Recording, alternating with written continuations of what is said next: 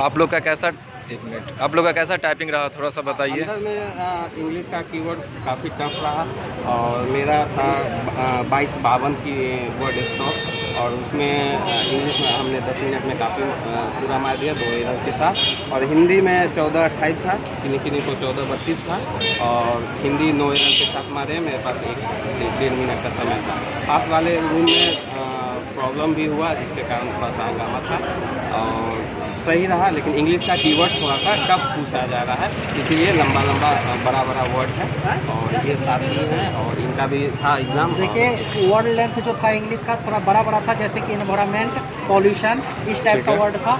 जो more than 6 letter 7th letter का भी कुछ था वर्ड्स, उसमें थोड़ा टाइम लग रहा था, जिसके कारण मेरा हो पाया है 2012 मतलब 2012 की स्टॉक इंग्लिश में, और हिंदी में 1434 मैंने किया हूँ। हिंदी में भी पूरा मैंने कंप्लीट कर लिया, बट इंग्लिश में लास्ट का 2 लाइन छूट गया है। बाकी एक्सपीरियंस अच्छा रहा।